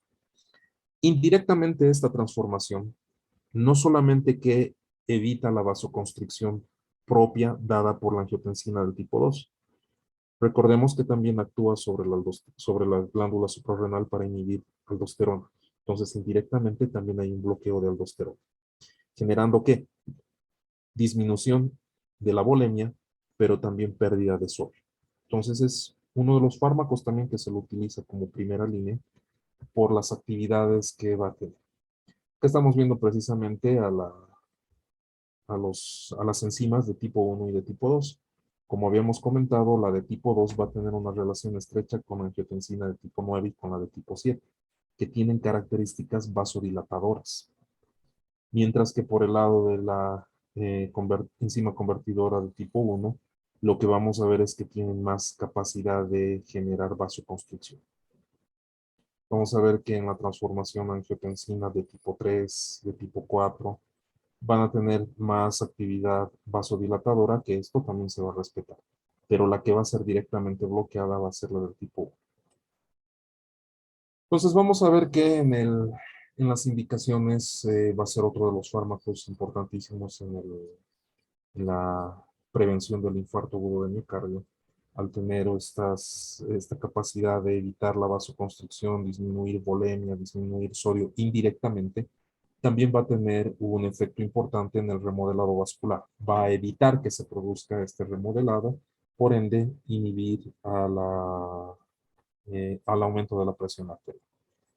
Reacciones adversas que podamos encontrar: hipotensión, hipercalemia, nuevamente por el bloqueo de la aldosterona. Fallo renal por la disminución también de volumen que pueda existir. Angioedema en algún momento puede producir acumulación de líquido por concentraciones, por supuesto. Tos. Esta es una de las más frecuentes, la tos. En muchos casos, al paciente que se le está dando un tratamiento crónico con enalapril, puede desencadenar tos y nosotros pensar que se deba a una infección respiratoria, por ejemplo, o algún evento respiratorio o por contaminación ambiental, pero no existe nada de ello porque es uno de los efectos adversos también que se puede encontrar. Puede existir además exantema cutáneo, ya hemos hablado del angioedema, y erupciones. Entonces son las que podríamos encontrar. Cuando ya hacemos el ordenamiento, las más frecuentes que vayamos a encontrar disgeusia, que es una alteración en el gusto. Vamos a encontrar vértigo, cefalea, fatiga y hasta incluso deposiciones líquidas. Ocasionalmente vamos a encontrar proteinuria y raramente fotodermatitis, estomatitis, parestesias, alteraciones sanguíneas. Entonces, no va a ser muy frecuente eso. Pasemos ahora a los bloqueadores de receptores de angiotensina de tipo 2, también llamados ARA2. Y aquí tenemos uno de los representantes más importantes que seguramente ustedes lo han escuchado, que es el losartán. ¿no?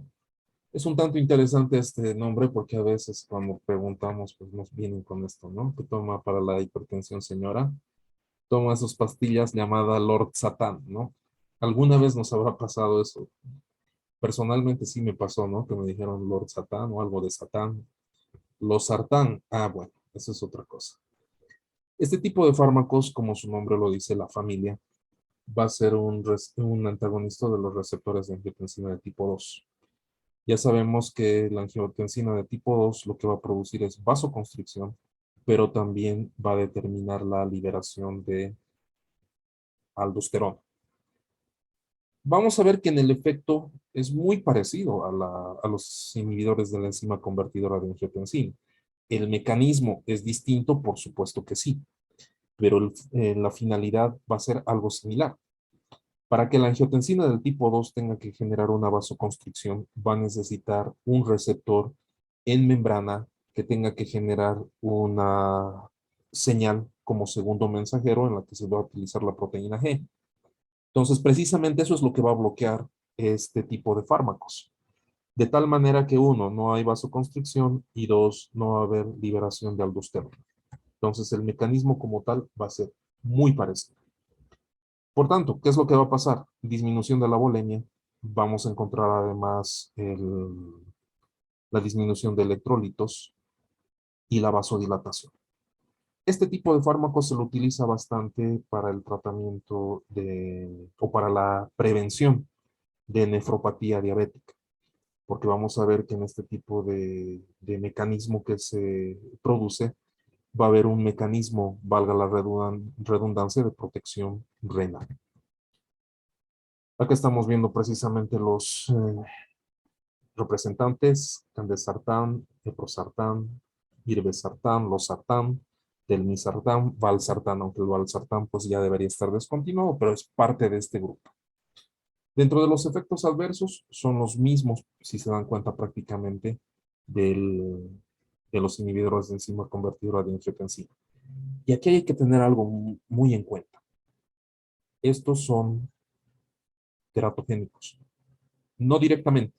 Vamos a ver más adelante, vamos a hablar un poquito del tratamiento en la mujer gestante, pero vamos a ver que es del grupo D y este ya es peligroso. Por eso en el embarazo no se utiliza ni los inhibidores de la enzima convertidora de angiotensina, ni tampoco los antagonistas de receptores de angiotensinados. Vamos a ver que también pueden generar trastornos nerviosos caracterizados por cefalea, vértigo, insomnio. Hay que tener cuidado también con el paciente renal, hay que hacer una corrección. Si bien había comentado que es un protector en todo lo que es la nefropatía diabética, pero necesitamos hacer correcciones para precisamente evitar una progresión, especialmente si es que el paciente ya tiene una insuficiencia renal instalada. Hablemos ahora de los bloqueadores de calcio, de los canales de calcio. Nuevamente debemos recordar lo que es la despolarización de la fibra, especialmente de la fibra muscular. Vamos a ver que por un lado vamos a tener los canales denominados rápidos de sodio, que nos va a dar un pico de despolarización, es el responsable de esta elevación súbita. Pero vamos a ver que se va a producir posteriormente una meseta. Me refiero a esto: va a haber una elevación, pero luego va a haber una meseta. Esta meseta está determinada por el calcio, que determina una mayor fuerza y una mayor latencia de la contracción, hace que la contracción sea potente. Entonces, precisamente estos fármacos van a ir a bloquear estos canales de tal manera que el calcio ya no genera una fuerza tan intensa en la contracción como lo que sucedería si es que no existiera este tipo de trastornos. Es así que cuando nosotros vemos este tipo de eventos, por la actividad menor que se va a generar, no solamente en los vasos sanguíneos, sino también en el corazón como tal, vamos a ver que va a resultar muy importante en la prevención también del infarto. Aquí vamos a tener también varios grupos. Las de final alquilaminas, las benzodiazepinas y las dihidropiridinas, en las que vamos a encontrar, por ejemplo, el verapamilo, vamos a encontrar el diltiazem y vamos a hablar también de la amlodipina, el nifedipino. ¿Qué es lo que van a hacer este tipo de fármacos? Vamos a ver que en lo que corresponde a eventos isquémicos, como por ejemplo la angina de pecho, va a ser importantísimo en este tipo de eventos porque en la angina de pecho lo que encontramos es una disminución del flujo que incluso puede estar dado por vasoconstricción que va a generar el cuadro anginoso. Entonces, el verapamilo, al determinar un bloqueo de los canales de calcio, pues va a tener una mejor respuesta. Es un hecho que en el caso de los cuadros anginosos, por ejemplo, se prefieren también tratamientos con nitritos, pero bueno, en este caso, al ser un bloqueador de los canales de calcio y permitir una vasodilatación, va muy bien. Vamos a ver que en el caso del diltiazem va a tener más una capacidad de ser inotrópico negativo. Aquí debemos recordar un poquito las propiedades del corazón. El inotrópico, cronotrópico, batmotrópico, dromotrópico y lusotrópico. El inotropismo es la capacidad de contraerse y es justo lo que va a bloquear. Va a evitar que se contraiga con fuerza el corazón. Las otras actividades no van a ser afectadas por este tipo de fármacos, que es el de automatismo, que hay un marcapasos prácticamente, la de transmisión del impulso, de despolarización y repolarización. Esto no se afecta, pero sí la de contracción como tal. Pero vamos a ver que en el caso de la amlodipina, por ejemplo, lo que vamos a encontrar es que van a generar la vasodilatación y vamos a ver que llegan a ser un tanto más inocuos, podríamoslo decir, en referencia con los otros componentes de esta familia. Van a tener mayor cantidad de interacciones, sí, y esa es la desventaja, podríamos también que encontrar. Porque el resto de los fármacos que ya habíamos dicho, las difenilacaminas, como el verapamilo y también el diltiazem, tienen mayor cantidad de interacción, por ejemplo, con anticoagulantes que lo que vayamos a encontrar con la amlodipina.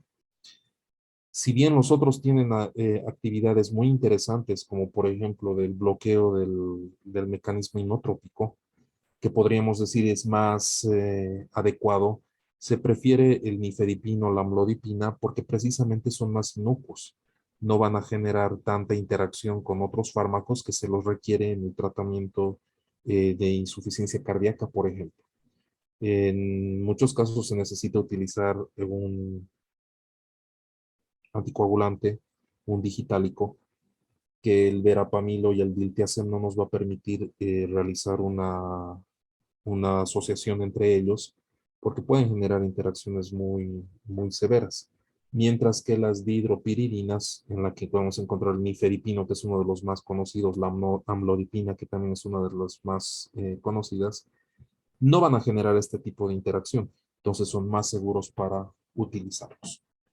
Hemos comentado sobre esto, están aquí precisamente los representantes de esta familia. ¿Qué es lo que tenemos que encontrar como efectos adversos? Que puede haber bloqueos. Esto especialmente cuando estamos hablando de la actividad inotrópica, cuando estamos hablando además de esta interferencia de los canales de calcio en cuadros de sobredosificación, podemos encontrar este tipo de trastornos, estreñimiento también, porque debemos entender que el calcio no solamente va a estar relacionado con todo lo que es la fisiología cardiovascular, afecta a la actividad de todas las fibras, incluyendo gastrointestinal, por eso podemos encontrar este tipo de trastornos. Vamos a ver que, como ya habíamos comentado, por la actividad de inhibición inotrópica, el verapamilo y el diltiazem no se deberá utilizar, por ejemplo, en insuficiencia cardíaca, porque puede generar una mayor afectación y congestión, porque estamos bloqueando precisamente la contracción como tal. Puede existir también, ya desde el punto de vista neurológico, cefalea, vértigo. Y ya en otro tipo de segmentos se puede generar hasta incluso edemas. Pasemos ahora a los bloqueadores alfa-adrenoreceptores. Nuevamente debemos recordar lo que habíamos visto en estos receptores, que habíamos comentado, los receptores alfa, los beta y los dopa. Entonces ahora nos toca hablar de los alfa. Vamos a ver que van a determinar una disminución en la fuerza del vaso sanguíneo, es decir, van a disminuir la resistencia vascular periférica. Van a inducir a la vasodilatación. Vamos a encontrar que este tipo de modificaciones que se dan, en la que además va a afectarse el filtrado glomerular, pueden inducir como un mecanismo un tanto compensatorio taquicardia. Pero bueno, esto va a ser en una administración crónica, no tan aguda, podríamoslo decir, es decir, a larga data, y también por acumulación puede generarse. Esa es la razón por la que cuando se tiene que hacer la utilización de este tipo de fármacos, se prefiere realizarlo en dos dosis, por ejemplo, o dividir las dosis diarias para evitar a largo plazo un cuadro de taquicardia que incluso podría ir en contra del mismo tratamiento que se está realizando. Se generaría un efecto rebote si lo quieren hacer.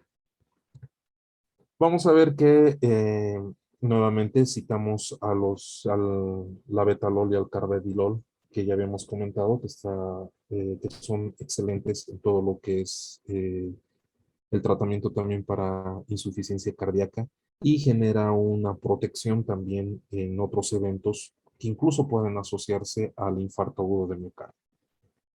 Dentro de los alfa bloqueantes vamos a encontrar, por ejemplo, a la prazosina, el hidrocloruro de prazosina, también de la terazosina, que son los que van a determinar una relajación. Mientras que en los alfa 2, y aquí viene uno de los fármacos que, bueno, se lo utilizaba bastante antes, actualmente ya no tanto, que es la alfa-metildopa, que va a ser una agonista alfa 2. Actualmente se lo utiliza más en gestación, por ejemplo, por la inocuidad que tiene.